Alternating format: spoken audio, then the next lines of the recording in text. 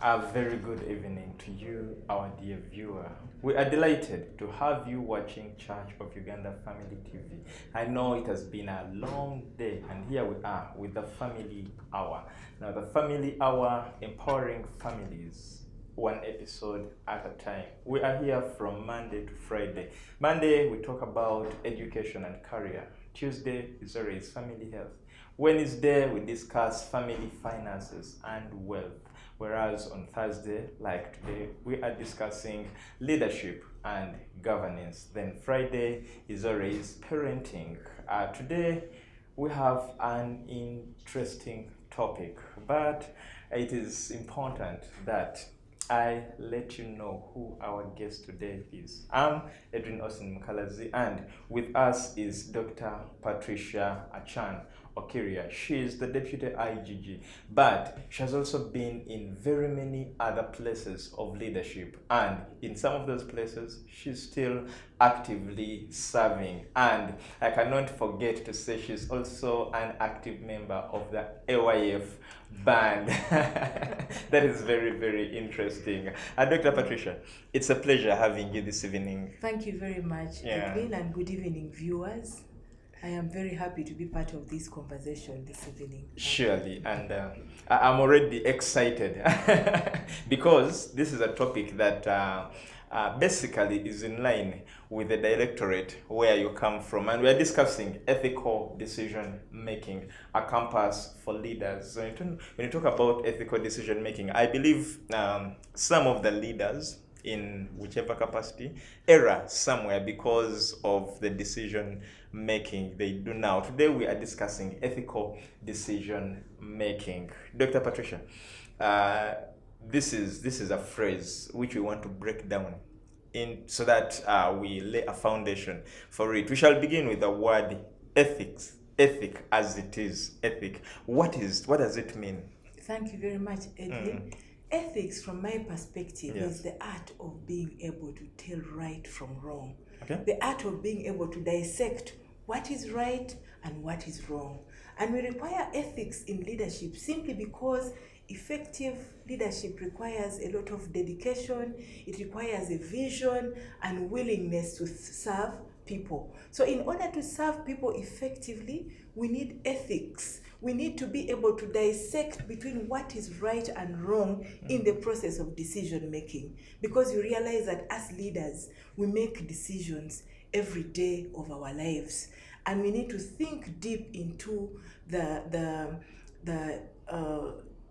implications of the decisions that we take as leaders. We need to be able to draw a balance between these ethical principles of right and wrong in order to make the right decisions or the right choices. And these decisions are made against certain principles, which we will be discussing later in. Certain moral principles against which we require lots of judgment and situational demands towards decision making. So as leaders, we need to really be grounded in ethics to be able to dissect between what is right and what is wrong. What is it that your conscience is telling you about the implication of the decision you are taking? Yes. Okay. Now, that is ethics. Yes. Then what about decision making as a phrase? Because we normally use it daily, and we jokingly, my decision, this is my decision, I've decided. But what does decision making entail? Well, decision making is based in the concept of leadership. It is embedded, it sits right in the concept of leadership. As those who have the authority and ability to articulate issues, to make informed, well-reasoned, articulated decisions, and which are timely also, and often, those are the people who are often viewed as leaders. They should be able to take decisions, critical decisions on issues. And that is decision making. Because when you look at ethical leadership vis-a-vis decision making, the art of leading people to the right direction and making the good decisions is basically a defined set of values which require issues like fairness, accountability, trust, honesty, and also respect. So when we take decisions which are ethical, it has to be embedded on those principles, because these are the values that form the core foundation of ethical leadership. Those values of fairness, accountability, honesty, equality, trust, and respect for one another. Because if we look at ethics today, ethics is basically a way of understanding right from wrong, like I said, by using those principles, those values we have talked about, or the moral principles.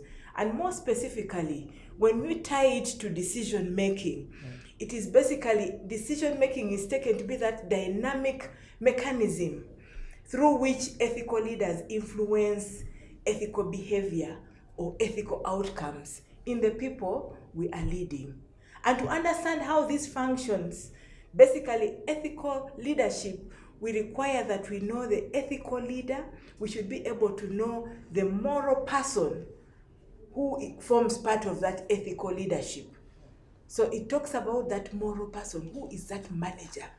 Is that manager a moral manager? A leader is moral if he himself is able to identify those values and apply them in his decision-making processes. That is when now we see that person being refined as that moral person, because he's grounded to be able to dissect between right and wrong in his decision-making, and he ties it to the values we were talking about, because he possesses a moral identity and integrates ethics in decision-making processes, basically in order to get the ethical outcomes we have been talking about. So when you dig it deeper, who is that moral person we're talking about here? Because we've said a moral manager, the moral person that who easily leader identifies some of these moral values and is able to identify with them. So this moral person is one who first of all possesses trustworthiness. And trustworthiness is very, very key. If people do not trust you, they never follow you. That person possesses trustworthiness, he possesses integrity, and also honesty. Now, that person is able to basically be the role model, and models the behavior as a moral person. How does he model this behavior? He's able to depict the other values. In decision making, is he honest? Is he trustworthy? Is he having integrity? Can he be described as someone who is grounded in the values of honesty, accountability? Does he respect himself? Because if we respect ourselves, then others will also respect us. Yes. Now, you've broken down this moral person, and now we look at an ethical person, an ethical leader. Now, this was a moral person, and we look at now an ethical leader. Who is this ethical leader that we are talking about? Because I believe if the leader is ethical enough, then even the decisions they take will be ethical. Now, when we look at ethical leadership, Edwin, there are certain principles I would like to share a bit deeply. Yes. And these principles, they are basically principles for ethical leadership. I would call them FATHER. F-A-T-H-E-R. FATHER. One of them is fairness. An ethical leader has got to be fair in the way he does his business, in the way he or she interacts with people, and in the way he or she expects to be treated. It has to be with that principle of fairness. This decision I'm taking, is it fair? Does it apply equally to everybody else? And then accountability is the second. Accountability even for the bad decisions or mistakes we take as leaders. There are many leaders out there who, when they make mistakes, they want to blame it on others. They do not own up. But a person who is an ethical leader should be able to come up and own up and say, Banange Munsonywe, I have erred, please forgive me. And then also, he should be able to appreciate what others are doing. He should be able to give credit where it deserves. Because in order to, when we accept our mistakes, first of all, it shows strength in us as leaders. It shows that we are well-rounded as leaders and we are able to attract respect from the people. Because there we're just being human. Because as leaders, we're also human beings. We also make mistakes like any other human being. So we have fairness, accountability, and trust. Great relationships today, Edwin, are built on trust. So as leaders, it's in order to demonstrate the ethical leadership in our leadership journey, we need to build trust. We need to build trust in people, first of all, in order to get trust from them. So we need to build trust. And then the fourth one is honesty. Honesty is very, very important. If we are honest, we are down to earth, we're able to discuss issues truthfully, we're able to open up a mechanism of communication and accept feedback even from the people, including positive criticism. Like you have heard, especially some of us involved in the war against corruption. People criticize us a lot out there. But an ethical leader is able to take positive criticism and be able to build on it, examine themselves, and be able to improve. Because like I said a short while ago, we have weaknesses as well because we are human beings. But if we are quick to detect, then we are able to fix and correct ourselves quickly. So an ethical leader has got to promote, to be honest and promote honesty, and then equality. An ethical leader does not discriminate against others.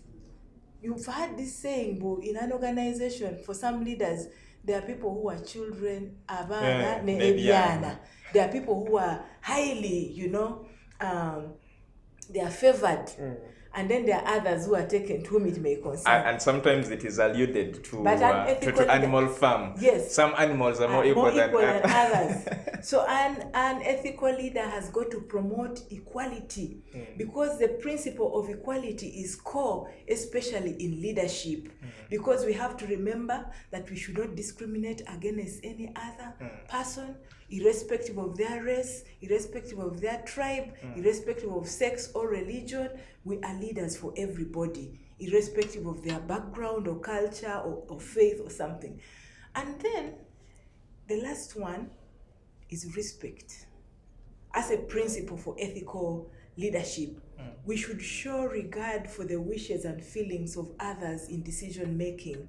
Because if we respect others, then they're able to respect us. And this can be tied together with humility. Because there are leaders who, when they get into leadership position, they have arrived. You find them swelling all over the place. They have arrived. They no longer respect people. But an ethical leader has got to respect, demonstrate that respect in order to get respect. There are leaders who become dictators. They become dictators. They impose themselves on people. But if you want people to follow you, then we are supposed to model that behavior. If I want people to respect me, if I want people to work with humility and deliver results, then I should be able to demonstrate that character of ethical leadership. One, I said further, have fairness, have accountability, trust, honesty, equality, and respect for others in decision making. So those are basically the principles that I would share on ethical leadership, how to promote ethical leadership. It's by basically practicing those principles and be able to model to others what you want them to be. Because leaders, we are successful if the people we are leading have come out victorious. So we are supposed to be serving others, not to be served. Because even the Constitution says that we hold our positions in trust of the people. So for every decision I take, I have to think about its implications. But Edwin, the law gives us a lot of powers. As Deputy Inspector General of Government and Inspector General of Government, we have lots of powers, especially when it comes to enforcement of our decisions. So each time we take decisions, we have to think through carefully and think about the implications and apply those powers cautiously with the interests of the people at our hearts. So that, I think, is what it calls to be an ethical leader. And we need to promote peace and reconciliation. That is why for me the approach I have adopted is also alternative dispute mechanisms and resolution, so that I have as much out of court settlement, so that there is peace and harmony in the community, in the society, and encourage people to reconcile as much. Of course, there are criminals out there who are breaching the law, but we look at it on case-by-case basis. What are the circumstances? If I took this decision and took someone to jail, who then will implement? If I'm talking about service delivery. So sometimes we have to weigh those options and say, well, I'll not take this person to jail. Let us admit they all made mistakes, but how can we correct? So I give them an opportunity to do the correctional approach. Isn't that compromise? It's not compromising. The law gives me the alternative. Okay. Yes, within my powers, I can decide to enforce an arrest and take somebody to court and someone goes to jail. But I can also opt for out of court. I can opt for alternative dispute resolutions. Yes. But alternative dispute resolutions from the Christian perspective basically promotes harmony and promotes peace and reconciliation out there. Yes.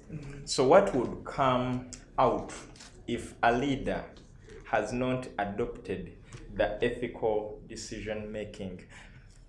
If a leader has not adopted the ethical decision making, like we said earlier on, effective leadership requires a lot of dedication, vision, and also willingness to balance the ethical principles you were talking about and the morals against the situational demands. And we said ethical decision making can be challenging. It can be challenging, it can be complex, but it is best performed with guidance from the decision making frameworks. We have decision making frameworks, we have policies, we have got guidelines, we have got laws. So our decisions should be backed by the laws. So if we do not back them up by the law, then the basis would have lost its meaning. Because for every decision I take as a leader, I have to check and say, hey, is it backed by the law? Oh, this is my thing, Patricia. But for me, I have to back it by the law and also look at my Christian values and foundation. And the other values we were talking about, the 6 further. Is it promoting equality? Is it discrimination? So I look at that. But there is ethical decision making basically is a very good compass for leaders out there. Because when we ask ourselves, why ethical decision making? Because as leaders, on our day-to-day basis, we have said we are confronted with issues and very hard and difficult decisions to make. And this requires that we weigh carefully into the facts. This requires that we look at the options, we look at the circumstances for each case, and how to address the ethical issues that could be emerging from the different cases we are faced with on our day-to-day basis. And then another thing which is important, Edwin, as leaders, we also need to behave ethically. Behavior, character. The character of some leaders in this country is wanting. The character is wanting because of their arrivalism. When they think they have arrived, then they forget the people whom they are supposed to be leading. But I think so this is bred from childhood, where it's not been exposed, and now when it is exposed, that is when we can now tell that this person's character is wanting. So I think here somehow it makes us think all along it has been pretense, because you are looking out for something, when you get it, then we see your true colors. The true colors come out. But sometimes it can be modeled nicely through mentorship. Like as leaders, we have people we mentor. Who are those people who look up to you? Who are those people who admire your principles and the way you do your things? Then you mentor them and groom them, so that in future, when you have ceased to be a leader, in your heart you're comfortable knowing that there are some people I taught these principles, and it will be very exciting to see them beginning to implement some of the things you put in them. So behaving ethically in a given situation is more about listening to your conscience. What is your conscience saying about a given situation? And also following the procedures, the set established procedures I was talking about in the legal framework, in policies, in guidelines that we have. And we should be able to carefully balance out the ethics, the morals, and present ourselves as leaders within the organizations we basically lead. Yes. Okay. So we are going to take a short commercial break. But when we return, I want, because you talked about having that framework, and as a leader, they should have a framework which is a measure of for what they are doing. Now, when we come back after the break, we shall look at what happens if a leader follows their own instinct and they have no framework to look back to. Don't go anywhere, we are coming back. Thank you so much, you who is still watching the Family Hour. This is the Family Hour only on Church of Uganda Family TV. And this is where we empower you as a family, one episode at a time. And today we are empowering leaders in whichever capacity, as long as you are a leader. You could be a family head, you are a leader in that capacity. So whichever level of leadership you are at, we are empowering you today. And Dr. Patricia has given us a very, very beautiful acronym of an ethical leader, and F, which is FATHER. F standing for fairness, and then accountability, then trust, honesty, equality, and respect. These are traits that an ethical leader should carry. Now, you who is just joining us, we are with Dr. Patricia Achan Okiria. She's a deputy IGG, but she has also been in leadership in very many offices, not forgetting that she's a lawyer by profession. And we are dealing with leadership. What are we looking at in you as a leader? That is ethical decision making. Now, before the break, Dr. Patricia raised something very interesting. She said that sometimes it is the framework that helps you check yourself and see whether you're still on track. But doctor, it is also possible that very many institutions do not have operational frameworks. So a leader just comes up with something and then they will impose it onto the subjects, whether it is in the, okay, they don't have a framework anyway, so there's nothing to look back to. How dangerous is this if all your decisions are not guided by a framework? You just come up with what you think, okay, you follow your emotions, or sometimes you follow your instincts, or you follow what others have told you about a certain party, and then you take action basing on your own emotions. Thank you very much, Edwin. Now, there are different kinds of leaders. There are leaders who are born leaders, okay, and there are those who are appointed, they are self-appointed, and there are those who find themselves, depending on how they get there. I'm interested in the appointed and self-appointed. There are self-appointed leaders, like you find yourself in a situation where there is this order, and someone says, hey, you, let's organize these seats in this order, let's sit in this. Those are self-appointed. In a given situation, there is always a leader. And everybody is born actually with leadership skills. And some people sit on theirs, others bring it out. But the example you've given is quite interesting, where somebody finds himself in a leadership position, there is no framework, and he just finds himself there. But as a leader, normally, you have to quickly organize and prepare, establish a framework in order to have some bit of guidance, policies, guidelines, to enable you be able to manage your leadership role. And you need to be clear from the beginning on your own ethical standards and what you stand for and how you would like to be perceived by the people. Because if you are not clear, then there are so many things people will take for granted. But when they know that this person is principled, one, he's a timekeeper, he's in office by 7, he wants his things done in a certain manner, he wants output if you have an assignment, be able to deliver it on time. So as a leader, you have to establish your own, first of all, principles, and then you put them down as guidelines. Understand your role in an organization. How do you find yourself there? You need to understand what it is, your role, and then also know the mandate of the organization. What does the organization stand for? What about you? Do you stand for? If you see that you don't match, then I think you're in a wrong position or placement. It's better to step down and say, for me, the mandate of the institution, and for me, my principles, that's myself as Patricia, we don't match.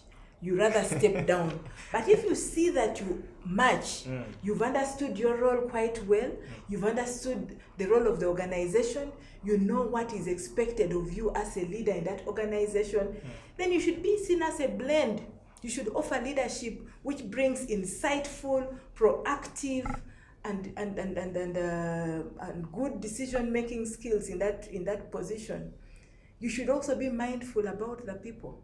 That means you need to show some care, some empathy on the people you are leading in order to influence them. Okay. You see, leadership is like the way you see the relationship between a human being and a dog. A human being, have you ever had a dog? Yeah.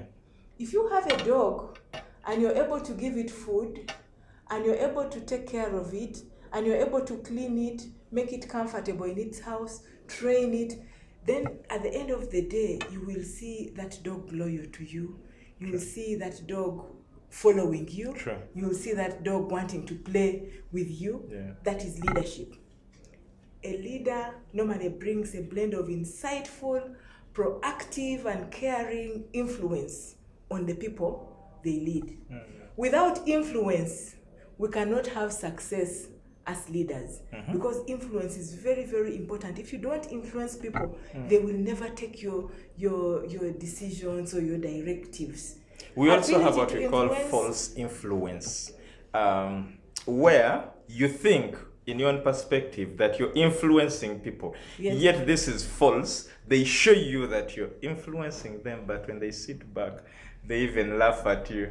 When you begin to measure progress, then you're able to tell and measure and see whether you are actually having influence out there as a leader. Then how but ability to influence employees positively is very, very significant in leaders, because they can pretend, like you have said, like you're influencing them, but you know, a tree is known by its fruits. True. When the results come, outputs, if it is 0, you will know that these people were not taking me seriously. And influence is not equal in all people. Other people can have big influence, and other people can have small influence, and yet there is a perception they think they're having big influence. So a person of influence also has integrity with the people. If you truly have influence, then people trust you because they see you as someone who is truthful, as someone who is leading the institution, you're leading in the right direction. And integrity, by the way, it's about the small things.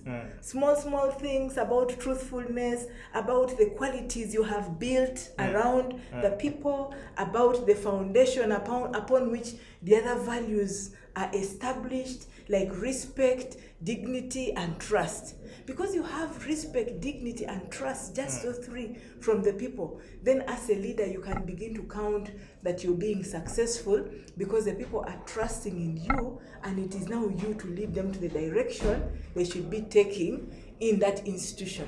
Okay. Yes. Because we're looking at ethical decision making, a compass for leadership. So, Doctor, we look at criticism, and you talked about criticism, and you said some of us are criticized. Like I said, sometimes you come out, to do the alternative solutions that you do without taking someone in court, and then people will say, "Yali de." So you're fighting corruption, but they also accuse you. Yes, of course, as a leader, you should always know that criticisms will come. The rough, difficult times will come. But how do you handle? A mature, grown-up leader should be able to take every challenge as an opportunity to improve and offer better leadership. Like if people criticize me, I then retreat and examine myself and say, naye kirabika kituufu. I need to change and improve. Then I go and sharpen myself and come out a better leader. But if I'm always defensive, if I'm always saying no, and having rebuttals, then I never grow and mature as a leader. Okay. Because leaders grow on those challenges. And So- then, like we talked about character. Yes. Character comes from who we are, from who exactly we are.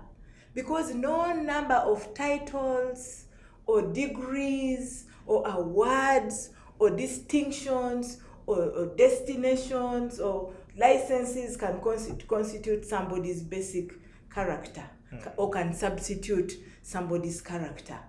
Honest integrity comes from that character. If you're honest, if you build that character of honesty, if you're down to earth, then you're able to have the influence we were talking about.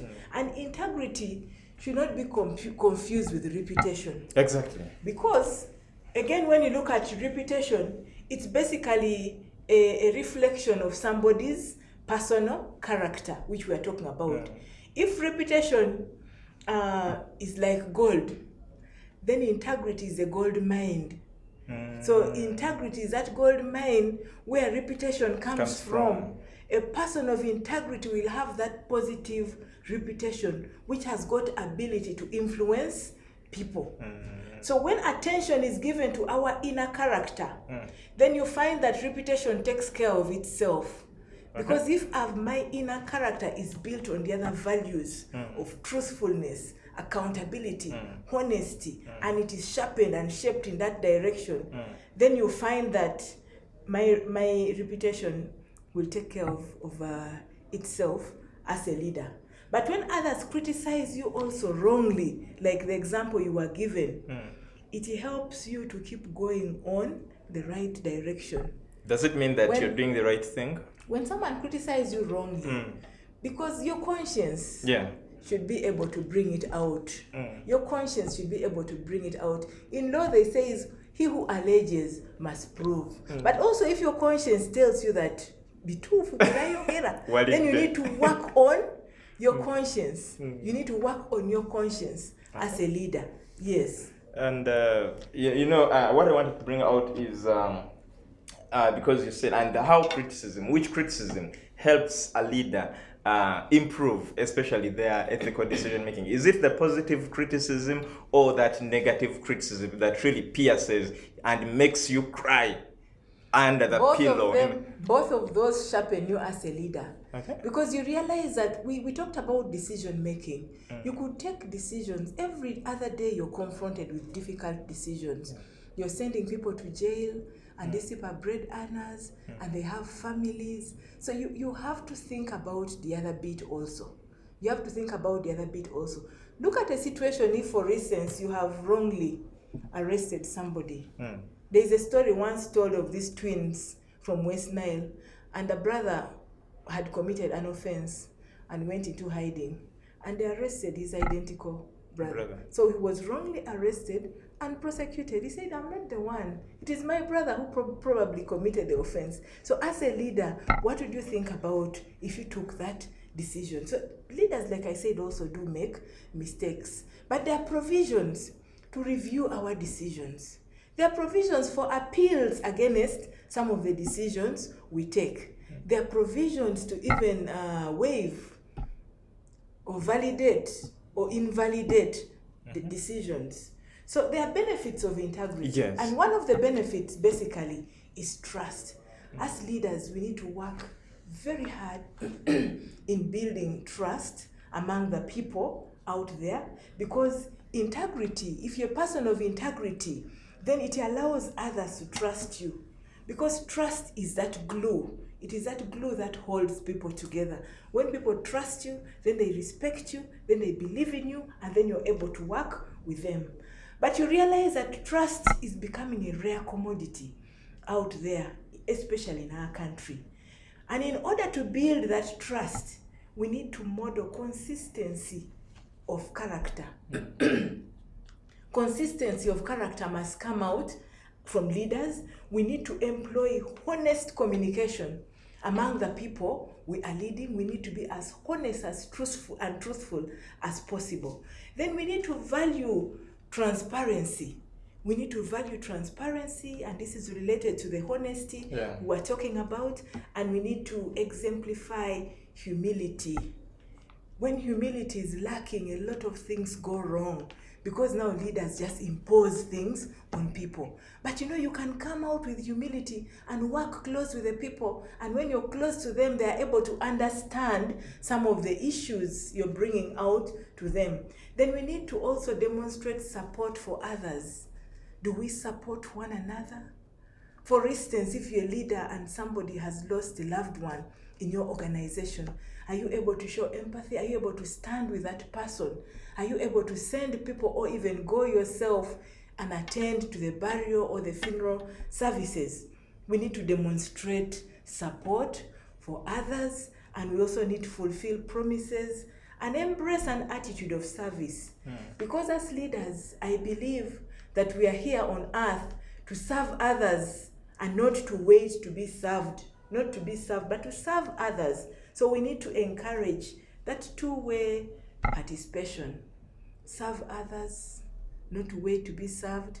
But today we have leaders who rush to places and they are quick to go on the high table even before they have been ushered to those high places. Of course, you automatically know this table should be mine. Yes, so the well-decorated one. Wait to be taken there. Sometimes I prefer to sit at the back seat. Then they will say, hey, excuse me, you come. And it is written about in the Bible. Don't rush to the high table. Wait to be ushered there. Yes. You talked about humility, and I want us to reflect back on humility as one of the benefits of integrity. We have a misconception of humility. As some people think they are humble, and so they should take on the humility, but then they think humility, when you over portray humility to the people you lead, then they'll take advantage of you. They might end up corrupting your decisions or your mind, or even they might end up making you compromise. Is that true? No, I don't think so, because when you take decisions in a certain direction, you have to also go with your head, with your brain, not just the head, but go carry the brain along. Okay. Because some people may misconstrue that humility to take advantage of you. But as a leader, you should be able to weigh and see that when I'm humble, it doesn't mean people should sit on my head. Yes. And I'll give you instances where I have presented myself very humble, and I've encouraged constructive dialogue. I have engaged with people in the countryside and also counseled them and told them how their decisions should be backed by the law, showed them how they should do their business, showed them how they can join the war against corruption. And then after a few weeks, I am the one sanctioning arrests of such technical people because they have made mistakes. And they begin to wonder, but this woman was here, she presented herself as a mother with humility, but if you have gone against, if you are in breach of the law, then why should humility come in? That means now the person has compromised. And if I go deep and ask them, they'll say, it is the devil. It is the devil. Then I'm like, now, are you the container or you are the content? Usually I would take the container and the content because the container has to carry the content. I ask them, are you the container or the content? So if you have accepted to offer container, to be the container for the devil, then you go along. Yes. So sometimes we should not allow people to say, well, because she's humble, let's, no. The law is the law, and if we are to enforce the law on people who have breached, then it should apply equally to everybody else. Yes. But we normally deal with cases, case by case basis. What is the gravity of the offense? Can this person be asked to refund and make good? Can this person, sometimes it's so big and we're like, this person is not fit to occupy this office. Let him resign. So we interdict you, then you resign, then you pay back what you stole or what losses you caused to the government of Uganda. So people should not misconstrue the whole story of humility as leaders to mean something else, but we should stick to further. We should really really show faithfulness. We should work with transparency. We need to show truthfulness and be down to earth as leaders. Yes. Yeah, this reminded me of the framework you talked about. But Doctor, as we wind up this discussion, what are your parting shots on this subject of ethical decision making, a compass for leaders? Thank you very much. As we wind up, I think as leaders, we should stick to the principles. Okay. The principles of ethical decision making, which I shared, which is basically to promote fairness, accountability, trust, honesty, equality, and respect, especially in decision making.